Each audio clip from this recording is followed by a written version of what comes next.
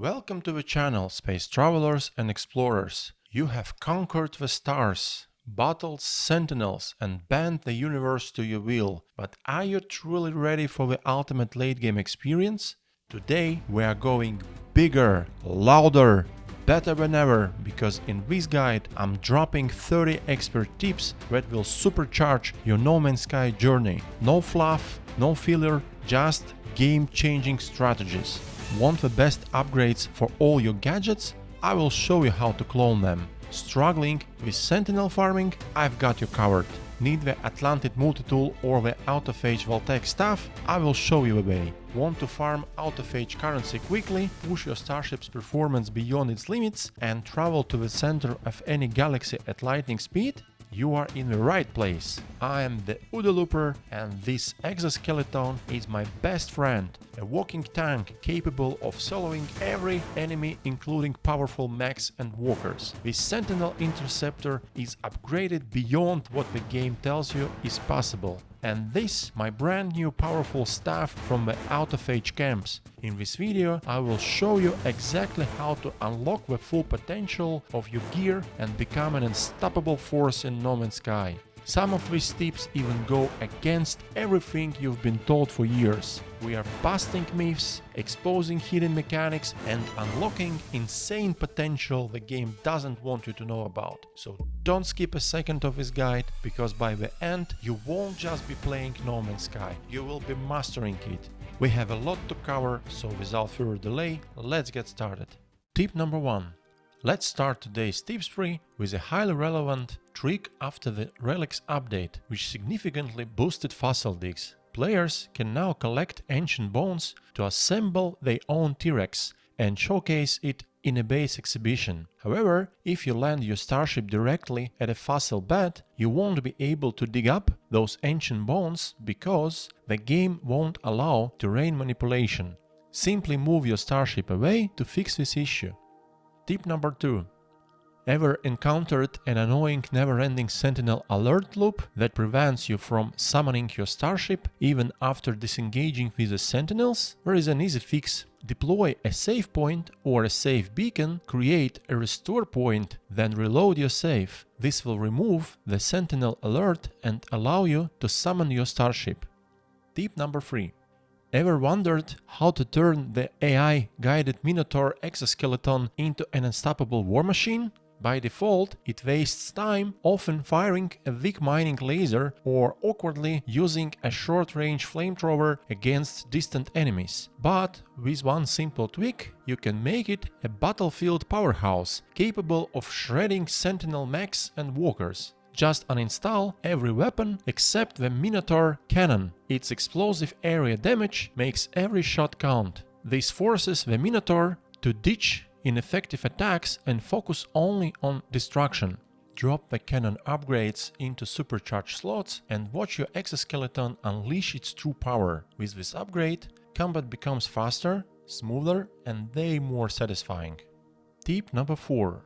Hunting for powerful upgrades can be challenging, especially for unique tech like the photonic core, available only on the starboard runner from Expedition 12. However, the developers have provided a legit way to clone items using the equipment synthesis option at the Expedition terminal. Here is how it works. When you start a new expedition and visit the space anomaly, you can copy your Starship and multi-tool from your main save to speed up progress. This requires only nanites. But there is more. This feature also allows you to copy Starships and multi-tools from the expedition back to your main save, meaning you can duplicate rare upgrades as many times as needed. For example, if you have completed Expedition 12 and obtained the starboard runner with the exclusive photonic core, you can transfer this upgrade to other ships. Simply set the Starship with the desired tech as your active Starship in your main save. Copy it to the Expedition mode using equipment synthesis. Make it your active Starship in Expedition mode, then switch back to your main save. To initiate the process, first store your original Starship in a freighter so the game allows you to copy a new one. Extract the photonics core from the cloned Starship, salvage it, and repeat as needed to install the upgrade on all your Starships. The same method applies to multi-tool cloning. Just store your existing multi-tool in weapon storage before copying it. This makes upgrading new multi-tool much easier, as you can duplicate top-tier tech instead of hunting for it again. This method also allows players to customize the Iron Vulture Starship by extracting its parts to create own version in preferred color. If you already own the Iron Vulture from past expeditions, copy it to a new expedition, store the original in your freighter and extract parts by salvaging the cloned Starship. Repeat until you collect all 3 parts needed to assemble your own Iron Vulture in any color. If you don't own one yet, ask veteran players or friends to share the parts with you. This is how we have fun in the late game, cloning rare tech, customizing ships and making the grind effortless. Use this strategy to your own advantage. Tip number 5. Did you know that storms enhance your character's abilities? While the game provides hints, they are often hidden behind our log messages. Blizzards allow the mining beam to operate much longer without overheating. Firestorms grant nearly infinite jetpack fuel, enabling you to fly into space if desired. Radiation storms significantly increase terrain mining yield, while toxic storms greatly extend sprint duration. Take advantage of these effects to maximize efficiency in extreme weather conditions. Tip number 6. Did you know that only the highest tier hyperdrive installed on your Starship is needed to travel to lower tier star systems? For example, installing a purple hyperdrive grants access to all our star systems, while having all types of hyperdrives installed provides adjacency bonuses for increased range. This trick can save valuable tech slots for more essential upgrades until you unlock all necessary slots. Tip number 7. Late game is the perfect time to start mastering upgrades for your Exosuit, Starship and multi-tool. The best upgrades in the game, which with some exceptions provide the highest bonuses to your gear, are illegal X-class upgrades. These are obtained at pirate space stations and offer the best and fastest way to earn nanites in No Man's Sky in 2025. I have a quick 5-minute guide on my channel explaining how you can earn 75,000 nanites or more in just 15 minutes using this method. Be sure to check it out and learn this approach if you haven't already. These upgrades have a random spread of stats ranging from C-class to above S-class level, so optimizing your gear will require installing hundreds, if not thousands, of these upgrades. The good news is I will only explain the crucial upgrades you need for the late game, and you can leave the rest for the end game when you have more time to perfect your gear. First, let's start with crucial Exosuit upgrades. This is how your Exosuit will look in the late game when fully upgraded. I uninstalled all types of translators, since my character already understands the languages of all species in the game at a decent level, and I need 3 slots in my Exosuit's text section to search for the perfect upgrades while progressing. I use these 3 slots to install several X-class upgrades at once, comparing them with the ones already installed, which saves a lot of time while searching for the best upgrades. If you didn't know, installing more than 3 similar upgrades for a certain technology will overload and disable all of them. To restore them, uninstall the excess upgrades and keep only 3 of a kind to avoid overloading.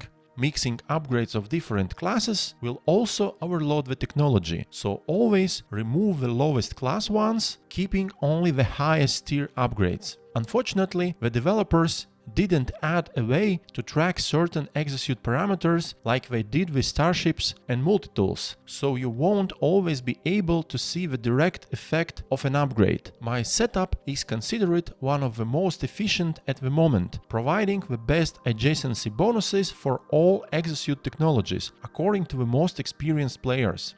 Feel free to use it as a template to customize your setup. based on your upgrades and playstyle. X-Class upgrades offer the best bonuses for the life support system and are relatively easy to acquire since they have only two variables. The maximum upgrade values are believed to be plus 75% solar power and plus 110% life support tanks. Jetpack upgrades, on the other hand, are much harder to optimize since they have four different variables. The ones I have installed probably took several hundred attempts to get. I would compare this to mastering endgame gear in games like Diablo or Path of Exile, where finding the best possible items for your character is the core of the experience.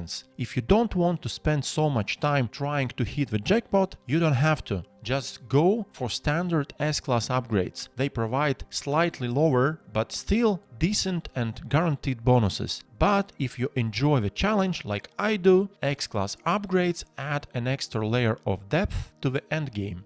Among all X-Class upgrades for the Exosuit, hazard protection upgrades are the most important. They are the only hazard protection modules in the game that boost resistance to all types of hazards, with a random 1 to 10% resistance per stat. The best possible roll is 10% resistance for each hazard type. S-Class hazard protection upgrades, on the other hand, grant full protection against a specific hazard type, then charged, but don't increase resistances. That's why getting free solid X-Class hazard protection upgrades will significantly improve your survivability in extreme environments.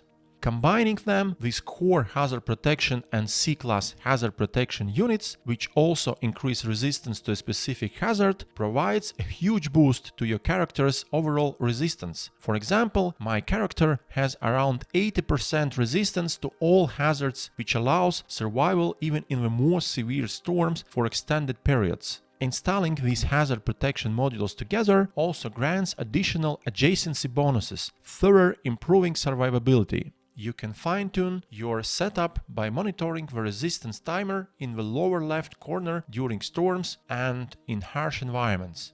Defense system upgrades have the same maximum bonuses for both S-Class and X-Class, but reaching the maximum threshold is easier with S-Class due to the more consistent stat distribution. There are also two unique types of Exosuit upgrades. First, forbidden Exosuit modules. You can obtain these by destroying Sentinels, which occasionally drop salvage glass. This glass may contain Sentinel Exosuit fragments, which you can install in your Exosuit to acquire forbidden Exosuit modules. Second, salvaged upgrade components. These can be obtained using Void Motes, a currency used for trade with the Autophage race at hidden Autophage terminals scattered across the game. That's a lot of upgrades and information to take in, right? And this is only the beginning of the ultimate late game guide. Tip number 8. Nexus Quicksilver missions vary in complexity, with some taking longer to complete. If you want to avoid certain mission types, remember that Nexus missions rotate every 10 minutes within an hour. If you check back during the next interval, you will see a new set of missions. The mission list remains the same across save files, meaning that switching between game modes won't change the available missions unless the timer resets. Tip number 9. Congrats! The hardest part of upgrading is over. The Exosuit is the most difficult to upgrade due to the inability to clone upgrades, but with multi-tools and starships, things will be much easier. Before diving into details, let's clarify an aspect of both multi-tools and starships that might confuse newer players: damage potential. You have probably seen videos with catchy titles or thumbnails advertising the highest damage multi-tools or starships in the game. While this may seem important, the reality is more complex than it appears. Damage potential is not the raw damage output of a single weapon, but rather affected by the type and the sum of all installed weapons, including the mining beam. For starships, you can see the real DPS output by hovering over a particular weapon system, but for multi-tools, the only way to check real damage is through combat testing. Even then, anyone with shooter experience knows that DPS isn't just about damage numbers. It's a combination of damage, reload speed, accuracy, clip size and hour factors. Every weapon in the game has strength and weaknesses, so choose the one that suits your playstyle. Avoid installing too many different weapons, as combat will become a chaotic cycle of switching between them. Since the mining beam is permanent and the terrain manipulator, while removable, is impractical to uninstall and reinstall constantly, you will already have extra tools to cycle through in battle.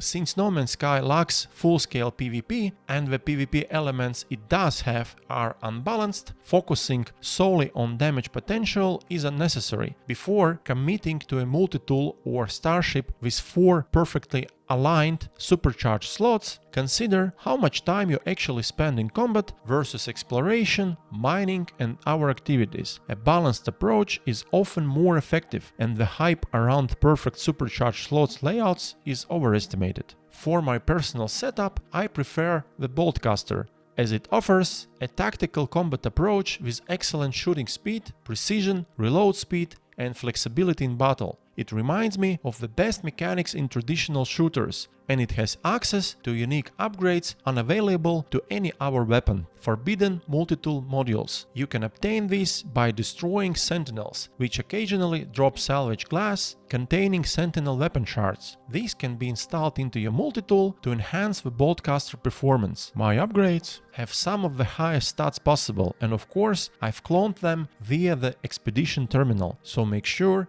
to use this feature to duplicate the best upgrades you find. X-Class illegal Boltcaster upgrades offer the highest potential bonuses but are difficult to max out since they have 4 different variables. If you prefer a different weapon, search for the appropriate X-Class upgrades, as they will always be superior to S-Class ones. Illegal Analysis Visor upgrades are significantly stronger than their S-Class counterparts and provide incredible value. However, rolling high stats on these can be challenging since they also have 4 variables. The best possible stats are 10,999% in all 3 categories and a 50% scan radius. In theory, X-Class mining beam upgrades could outperform S-Class, but in practice I've installed hundreds and never found one better. Both upgrade types cap at plus 20% mining speed, so just go with the best S-Class upgrade you can find and clone it as needed. As an alternative weapon, I prefer the Paralysis Mortar, which is highly effective against agile targets, then combined with the Voltaic amplifier for increased damage to stunned enemies. For optimization, if you have a tool installed on your multi-tool that you only use occasionally, like a fishing rig, you can store it in your inventory when it's not needed. This reduces the number of active tools during combat, making weapon switching faster and more convenient. Tip number 10. You can track down any resource you need at any time by using the Auto-Track mission feature in the in-game catalog. For instance, if you are searching for uranium, open the catalog and guide menu.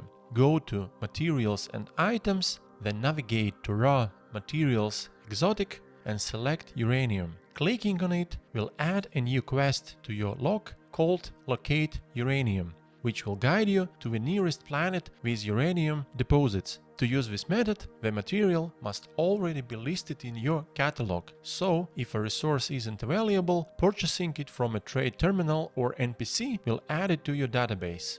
Tip number 11.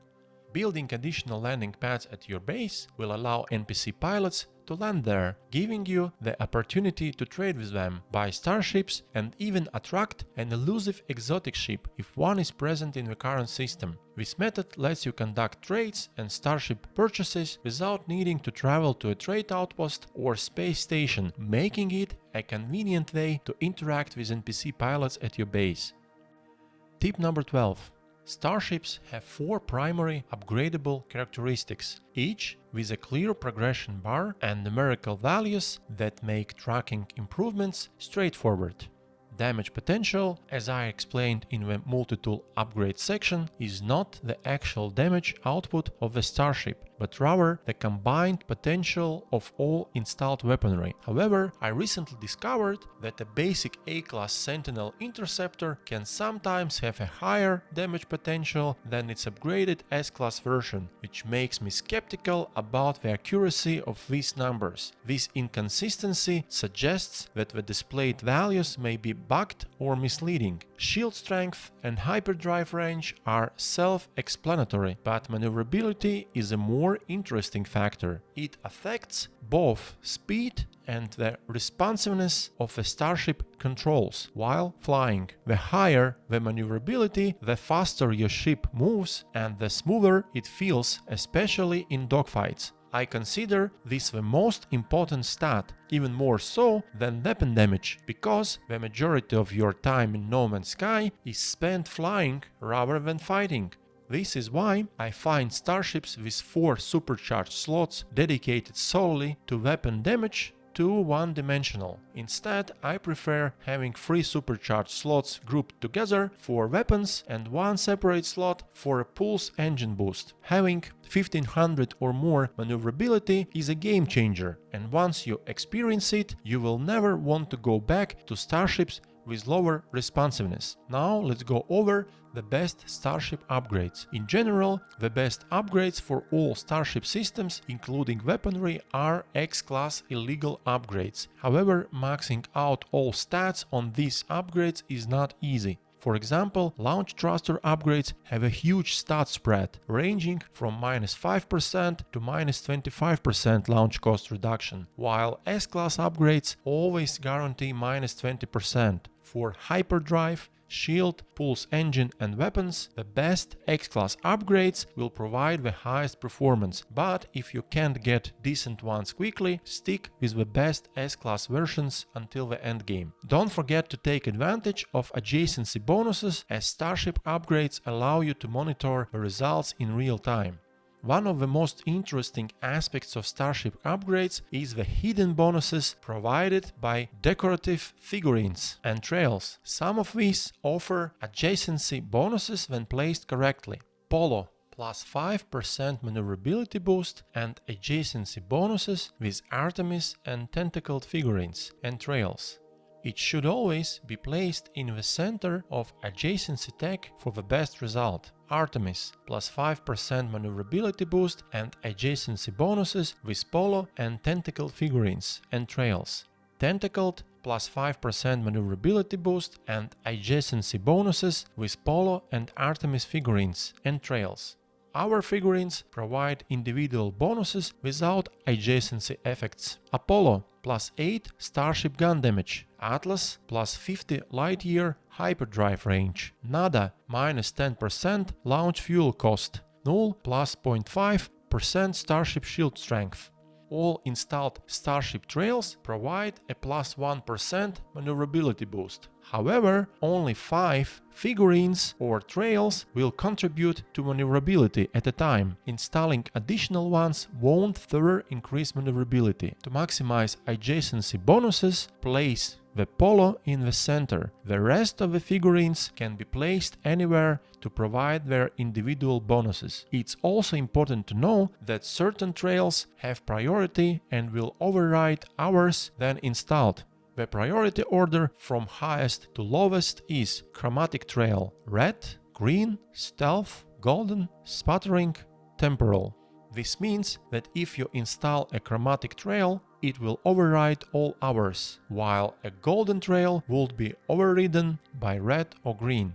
If all of this hidden mechanics information already sounds impressive, prepare to have your mind blown even further. Then testing these mechanics to push my Starship's maneuverability to the limit, I managed to reach over 4000 maneuverability. However, this came at the cost of cutting my primary weapon's damage by 2/3. Interestingly, despite more than doubling maneuverability, my Starship's speed increased by only about 20% in the atmosphere and 4% in space, providing that the effectiveness of extra maneuverability diminishes significantly beyond a certain threshold. This principle of diminishing returns applies to all technology in the game, just like resource extractors suffer from efficiency drops when stacked in excess, so do our upgrades. Next time you see a video claiming to showcase the most powerful multi-tool or Starship with insanely high damage, you will know that these exaggerated numbers come at a cost, making them less effective than they might appear. This is exactly why I don't recommend hyper-focusing on boosting a single stat. A well-balanced, versatile Starship is always the better choice.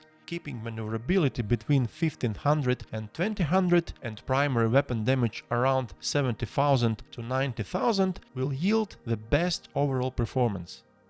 Tip number 14. Now that you know forbidden Sentinel modules can be obtained by destroying Sentinels and collecting salvage glass, how can you farm them efficiently? There is a simple trick to ensure a fast and effective method. Among the three types of regular flying Sentinel drones, repair drones, heavy combat drones, and summoner drones, only heavy combat drones drop green combat supplies, which have a decent chance of containing salvaged glass. To maximize your farming efficiency, avoid destroying the triangle-shaped summoner drones. These will continuously summon heavy combat drones, allowing you to farm salvage glass quickly and efficiently. Tip number 14. Exocraft Radars are an incredibly useful tool for locating valuable objects across planetary surface without spending a single unit. By activating the scanner in your Exocraft, you can easily locate points of interest such as trade outposts, Sentinel depots, drop pods, abandoned structures, ruins, alien structures, secure facilities, distress signals, and even crashed starships, which can be explored for significant profit. Unlike handheld scanners, Exocraft Radars offer a broader range and can highlight points of interest that would otherwise go unnoticed, making exploration more efficient and rewarding. Whether you are hunting for ancient ruins, submerged cargo, or alien technology, mastering the use of Exocraft scanning will greatly enhance your ability to uncover hidden wealth scattered across the universe. So don't ignore this technology. Install the radar on the Exocraft of your choice and use it to your advantage. Tip number 15. Atlantid multitools feature unique bonuses not found on other multitools, which I will reveal later in this section. They also have an exclusive glow thanks to change in shading and illumination introduced in the World's Part 2 update. To gain access to these multitools, you need to complete the main storyline of No Man's Sky, also known as the Artemis Path, as well as the A Trace of Metal mission. While the Artemis Path is a straightforward way to unlock many endgame features, A Trace of Metal has specific requirements that must be met. With the exception of the Nintendo Switch version, the mission will trigger once you meet the following conditions. You must own a planetary settlement. The settler's entry in the mission log must say you are free to explore, meaning there are no pending settlement mission objectives or resources to collect. You must be in a different system from your settlement. If the mission does not trigger, despite meeting these conditions, warp to a nearby system twice using your ship's hyperdrive, which should trigger the mission. On Nintendo Switch, the mission triggers in the middle of the first Traveler, the 5th story mission of the Artemis Path, or after warping 25 times, whichever comes first. Once you meet these requirements, head to a Kzzkt system and scan for alien structures. It must be a Kzzkt system, because Atlantid multitools are tied to Kzzkt lore. On the planet, search for alien monolith using one of these methods. Firstly, you can use planetary charts with alien cartographic data, which you can purchase from the cartographer at any space station. Secondly, you can use the radar of any ground exocraft except the Minotaur with a scanning module installed and select the Scan for Alien Structures option. Finally, combine this with searching for Sentinel interceptors in Korvax's dissonance systems. Completing a repair quest will reveal the nearest alien monolith, allowing you to exchange the harmonic brain and get a random Atlantid multitool, effectively killing 2 birds with 1 stone. At the monolith, look for a purple glow, move closer and interact with the discordant interface. Resonate glyphs using Atlantidium, then interact with the interface again to extract a random class Atlantid multitool. All monoliths on that planet will offer the same multitool design, but the class will vary from C to S. If you want a different design, you will need to search another Korvax system, much like hunting for Sentinel interceptors. Each Atlantid multitool comes with a unique technology called Runic Lens, which functions as a special mining beam and grants invisibility. This allows you to instantly break contact with aggressive Sentinels, making it a highly useful combat tool. Installing a mining beam with the Runic Lens triples mining efficiency, making this multitool super valuable at all stages of the game. Atlantid multitools come in 3 distinct color patterns: black-blue, black-red and white-gold, each with unique glow colors and reflections. For me, it's the best looking multitool in the entire game. Tip number 16. Maximize your Starship capabilities by diverting power to engines, shields or weapons depending on your current combat situation. Supercharge your engines to close in on enemies at top speed, then obliterate them with max-powered weapons. You can divert power by pressing slash on PC, which provides a 15% boost to the selected system. By default, power is set to balanced mode, equally distributing energy among all Starship functions. Tip number 17. Voltaic staffs, known for their high damage bonus, can only be obtained from hidden Autophage camps scattered across the universe of No Man's Sky. These staffs often come with some damage slots. To craft Voltaic staffs or purchase parts, you must make sufficient progress in the They Who Returned Autophage questline.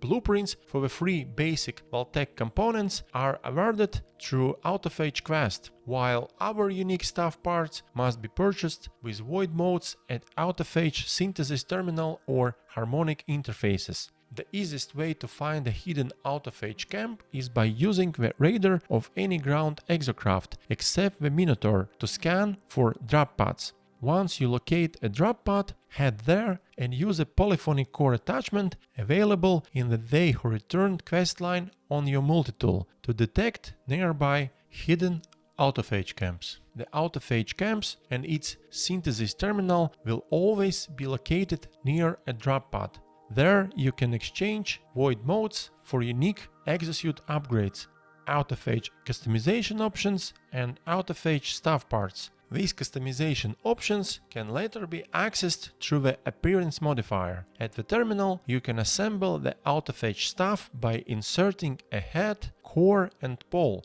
to begin the assembly. Be aware that colors and class vary between terminals and interfaces, and they also differ for each player. If a particular terminal doesn't offer a desirable staff, try another terminal to search for your preferred color and stats. Tip number 18. Void modes are used as currency in transactions with the Autophage race. They are essential for purchasing unique appearance modifier cosmetics, Voltaic staff crafting components, and rebuilt exosuit modules from Autophage synthesis terminals and harmonic interfaces.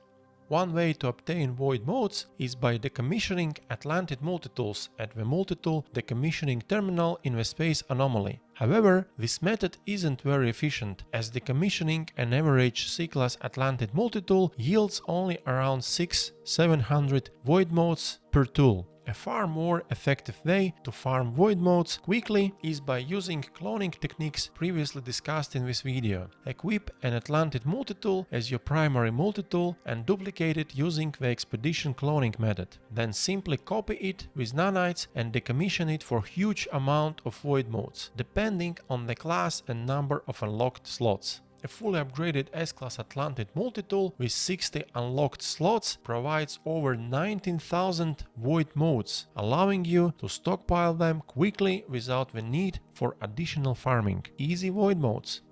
Tip number 19. Utilize your freighter scanner room for rapid system scans. This scanner allows you to scan all planets in a system simultaneously, saving a significant amount of time. It's particularly useful when searching for specific types of planets, whether you are looking for relic worlds or Earth-like planets to settle in. Tip number 20.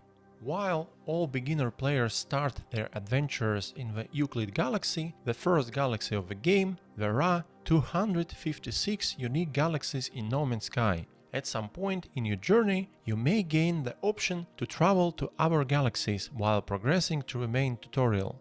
Additionally, you can initiate fast galaxy travel on your own, but doing so via conventional Starship travel can be extremely time-consuming. The average distance between a galaxy's edge and its core exceeds 700,000 light-years, while even the most advanced freighter hyperdrives can only cover around 6,000 light-years per jump. That's a lot of jumps. Fortunately, there is a shortcut to speed up the process significantly.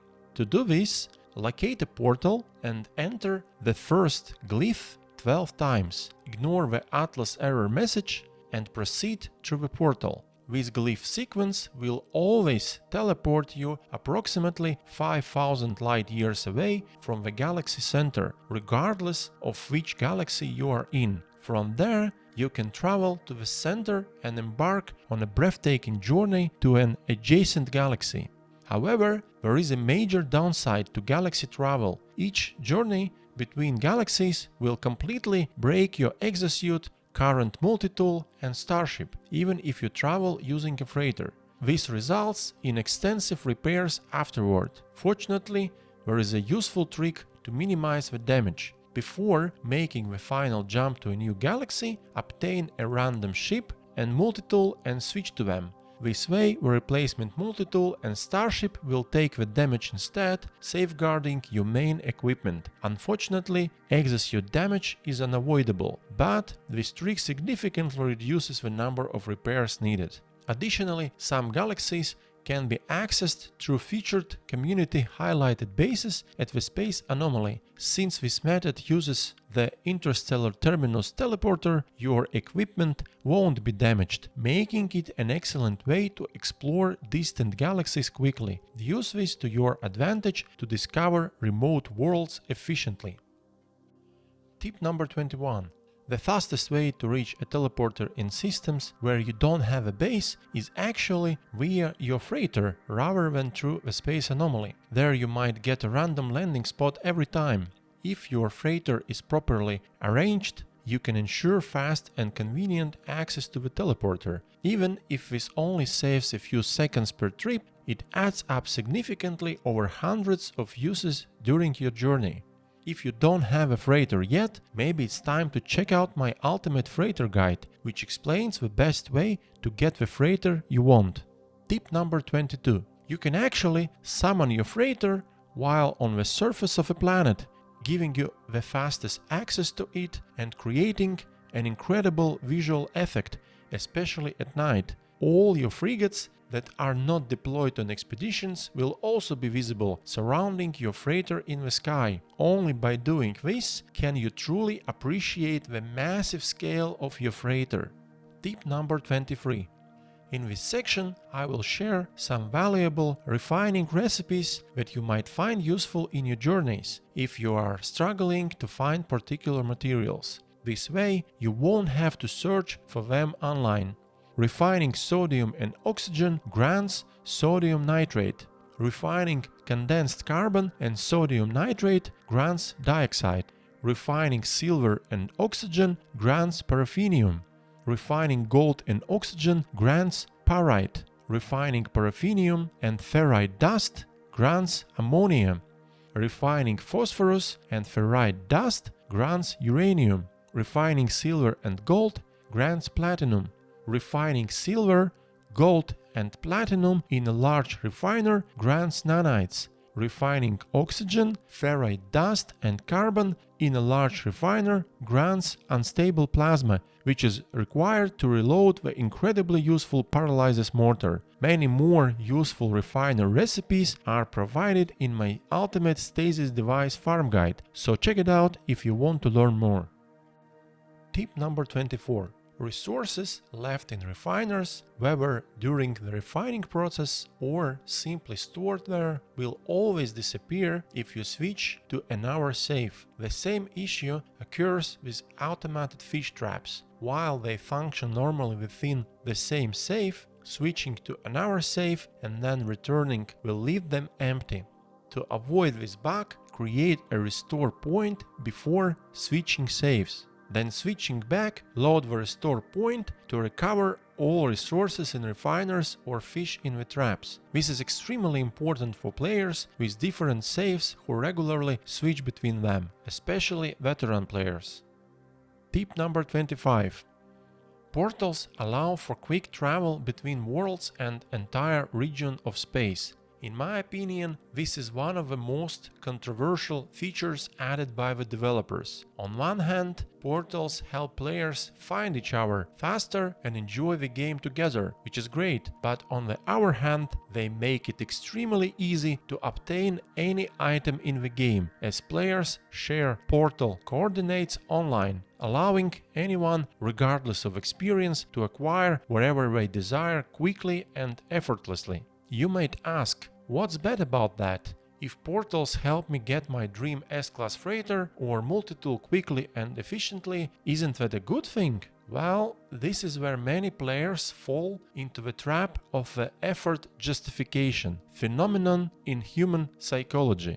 People tend to undervalue things that are easily obtained or free because we subconsciously associate value with effort, cost or difficulty. Then something requires work, payment or sacrifice, the brain perceives it as more valuable.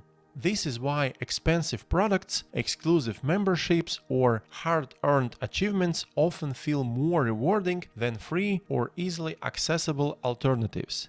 For instance, most people don't truly value oxygen, even though it's essential for survival, because we get it for free.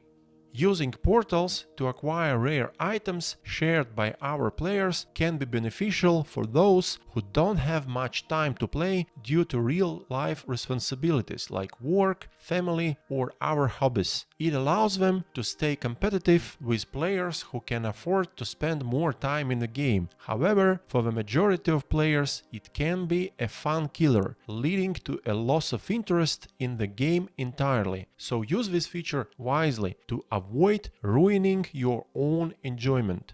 The most reliable way to find a portal is by using a ground Exocraft Radar to locate an alien monolith. Once you reach the monolith, complete the riddle challenge, then interact with it again to unlock the option to locate a portal. To have instant access to a portal, establish a quick base near one. This is especially useful for visiting friends in different systems within the same galaxy. Tip number 26. The ongoing Relics Expedition 18 has made it essential to understand the basics of fishing, particularly what it means when the game requires you to fish in deep water.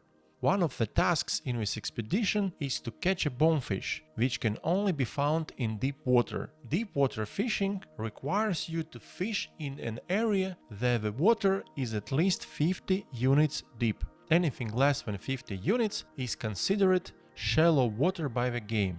The depth of the seabed is displayed on your HUD in the bottom left corner when you cast your line, so always ensure you are in water deeper than 50 units if you want to catch deep water fish.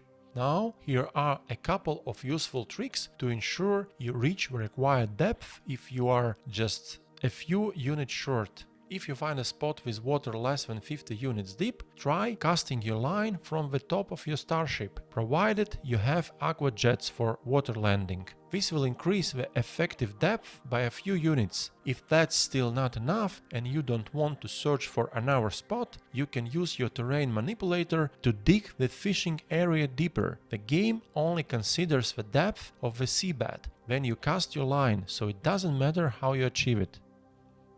Tip number 27.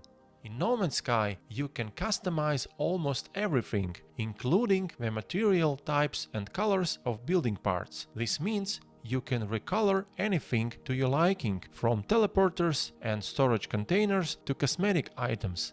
To change an item's color or material type, enter Build Mode by pressing Z, edit a placed part with C, and use G to switch materials or colors. Then finished, press the right mouse button to apply the changes. And don't underestimate the power of recoloring. It has the same impact as repainting the walls of a room in your house or apartment in real life. The effect on immersion and aesthetics is huge. If you are unsure just how much of a difference it makes, check out my guide on how to build the perfect OpenOffice freighter, where I demonstrate how impressive this feature truly is. The developers have provided extensive customization options, so take full advantage of them to make your experience truly unique. Tip number 28. The in-game screenshot option provides several incredibly useful features. Firstly, it allows you to see the glyph of the system you are currently in, which can be very helpful when sharing locations with friends or our players. Secondly, it offers different customization options, such as adjusting the camera height, tilting it, and moving the sun to any position you want, ensuring instant access to sunsets for the best looking screenshots without waiting. You can also increase or decrease fog density, adjust cloud levels and bloom, and even apply a specific screen filter to make a screenshot truly unforgettable. Use this feature to capture the best moments from the game. You can even bind the screenshot option to a hotkey for instant access, ensuring the best way to capture the coolest in-game moments. Tip number 29.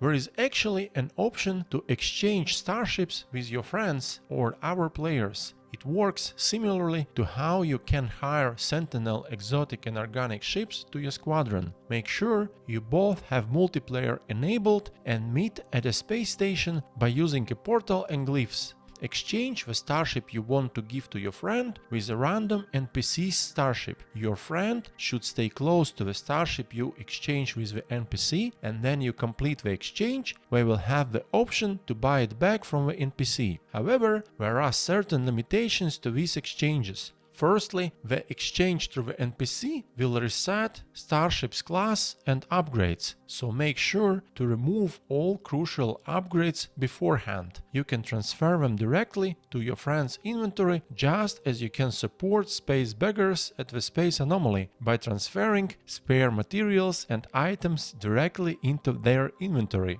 The Starship class reset will not apply to exotic and organic ships, since they always spawn as S-class. Secondly, you cannot exchange exclusive starships awarded in expeditions. Lastly, you cannot exchange custom starships assembled from salvaged parts at the space station.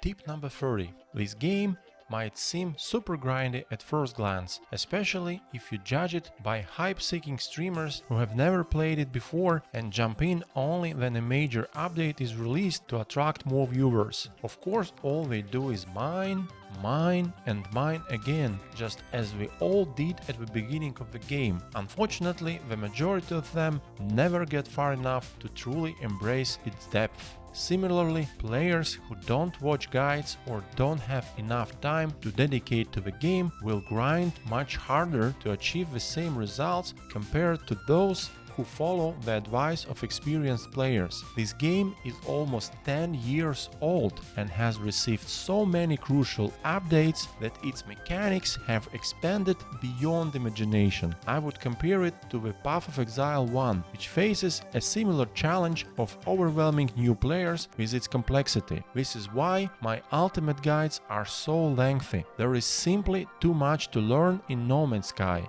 I carefully prepare each guide to cut unnecessary details that might cause confusion, making them as easy to follow as possible. But here is the good news. If you have made it this far, you are already ahead of 99% of new players struggling to master this amazing game. With my guides, I will help you reduce the grind and survival mechanics, which start at 100% for all new players to less than 5% in the endgame. This way you will have more time to acquire everything you need and fully enjoy the boundless exploration of No Man's Sky's infinite universe with comfort and confidence. Consider this my ultimate mission in this game. I've shared my best late game tips and tricks to make your journey into the endgame as smooth and streamlined as possible. I sincerely hope this all-in-one high-value guide serves as a convenient resource whenever you need to refresh your knowledge, eliminating the need to watch dozens of separate videos for the same amount of information. If you think this guide marks the end of our No Man's Sky adventure, we are far from done, so make sure you are subscribed to the channel to catch upcoming guides. There is much more to come. As always, to wrap up an hour-lengthy ultimate guide with something fun, I've included some bonus content at the end of the video, so be sure not to miss it. Ever wondered if you could actually ride a Sentinel walker? Check it out! Thanks for watching, like the video if you found it useful, subscribe, I'll see you all in the next one.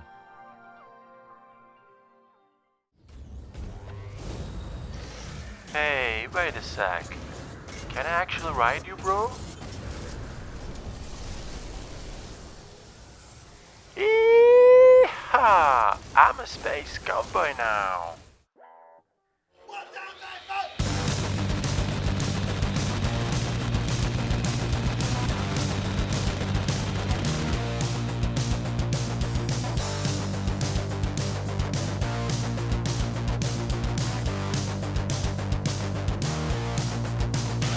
Hey, that's pretty good.